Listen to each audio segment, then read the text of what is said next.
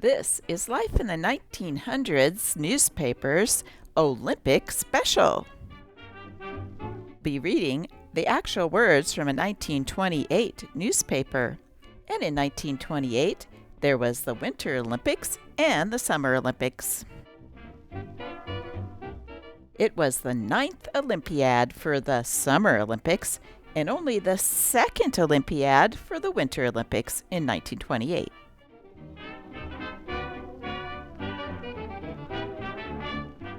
Did you know that the Olympics used to give out gold medals for architecture, literature, music, painting, and sculpture?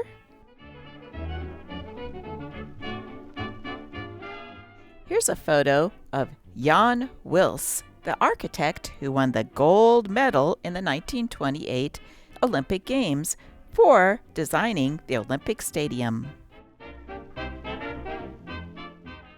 This nice-looking man from Poland won the gold medal for literature, but I'm not going to try to pronounce his name. There's only one medal awarded in 1928 for music, and that was a bronze medal for the orchestra category to Rudolf Simonson. In art, Isaac Israelis won the gold medal for painting this picture, Cavalier Rouge. Gold medal for drawing went to Jean Jacobi for his sketch called Rugby.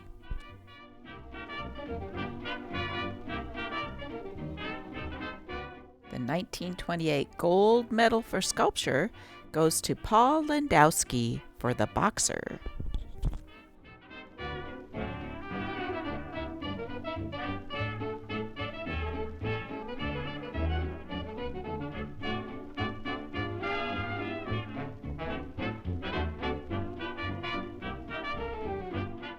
And finally, this man, Edwin Greinauer, got the gold medal for making the gold medals.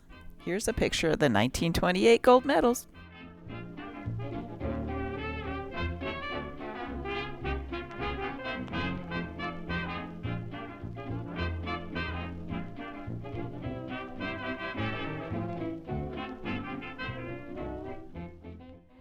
As we read today's 1928 newspaper, I will be including a few more Olympic facts. Today's newspaper is the Martinsburg Journal, dated November 19th, 1928. Chicago. Joey Ray, one-time taxi driver and all-time modest chap, now a marathon runner of fame today, had his eyes towards Boston and a chance to show what he could cover the regular marathon distance in the fastest time, faster than El Ouafi, Algerian winner of the Olympic event. Chesty Joey defeated the Algerian by the third of a mile in a special 16-mile run and knocked more than 5 minutes from his previous record.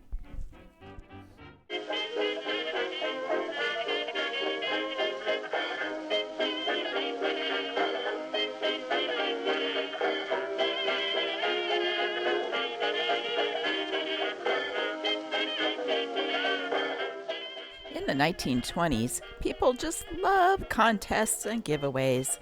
I don't know about you, but this one looks extra easy. Go ahead and comment in below if you try it and count how many beans are in the jar.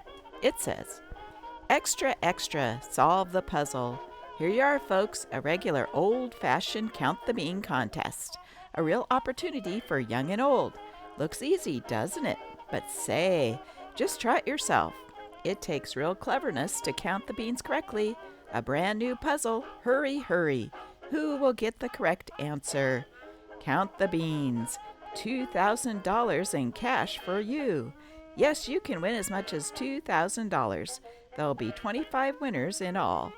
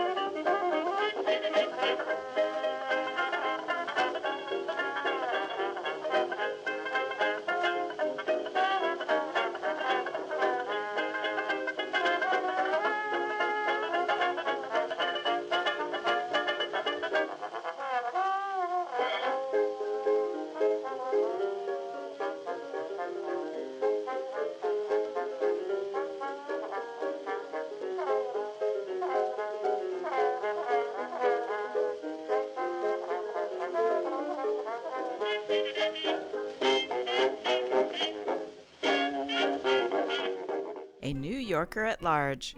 New York.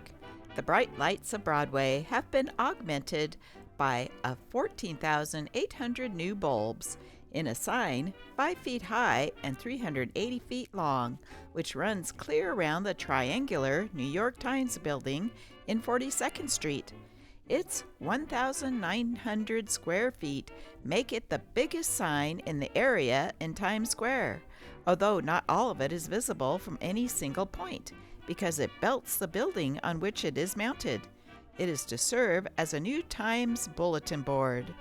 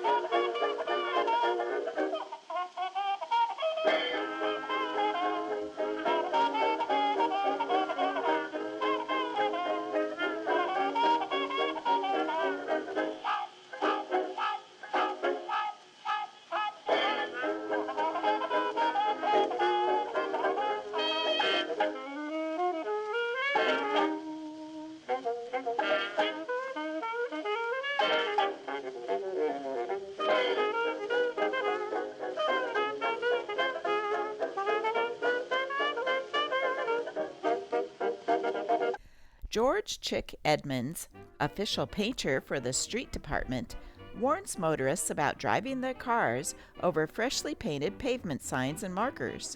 The white paint used has a bad effect on tires and will cause them to rot quickly, declares Mr. Edmonds. If the motorist doubts this, try a piece of rubber by dipping it in the paint. He also protests about motorists driving too close to him while he is engaged in painting markers on the public streets. On several occasions, careless motorists have nearly succeeded in knocking him off.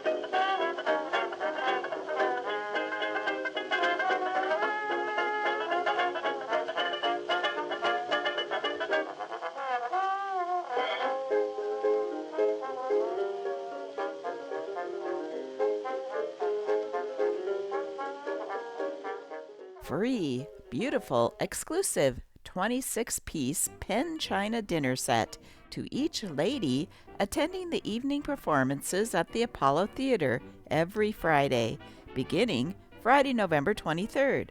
Absolutely free, no cost whatever, no coupons, no chances, no strings, no catches to increase in admission. Sample pieces now on display in our lobby. Tell your neighbors, phone your friends.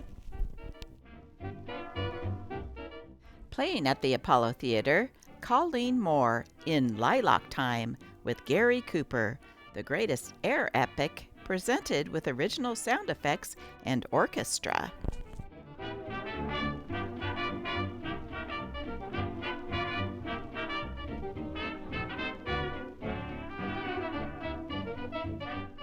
On the screen today only, Louis Stone with Marceline Day and a fine cast.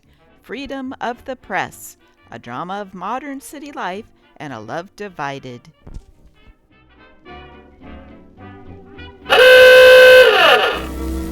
That's what you do for me. You're the cream in my coffee. You're the salt in my stew. You will always be my necessity. I'd be lost without you. You're the starch in my collar. You're the lace in my shoe. You will always be my necessity. I'd be lost without you. Most men tell love tales, and each brings dovetails. You've heard each known way. This way is my own way. You're the sail of my love boat. You're the captain and crew. You will always be my necessity. I'd be lost without you.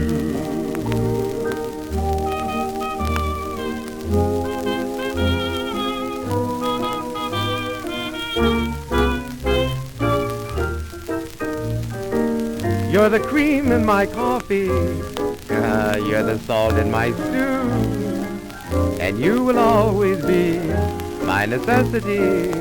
And I'd be lost without you, you little devil. You're the starch in my collar. And you're the lace in my shoe. And you will always be my necessity. I'd be lost without you.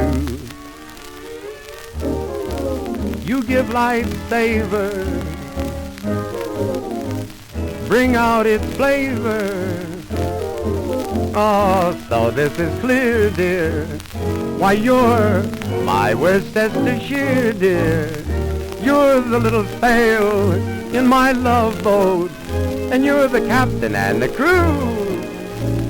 And you will always be my necessity. I'd be lost without you.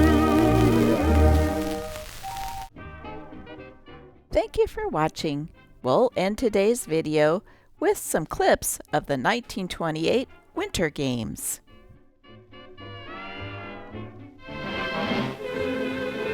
Scandinavians on ice. It's March 1928, and at San Moritz, Norwegians are showing the way in the Winter Olympics. Here's number 77 giving his fellow ski jumpers something to shoot at. Well, that should be something to leap at. And don't look before you leap or you won't do it. Good jump and good jumper. Toms of Norway, Olympic champ in 24, falls out of competition this time. His crown goes to fellow Norwegian, Andersen. The winner and new champion, Andersen. In women's figure skating division, Beatrix Lokren of New York looks as if she might be a winner. And she's among the winners, but she isn't first. Figure skating crown goes to a 16-year-old girl. Guess who it is? Well, look who it is. Yes, you're right, it's little Sonia Henne, some years before she brought her silver skates to America and turned them into gold. She wins here, again in 1932, again in 1936, and will always be the queen of skaters everywhere.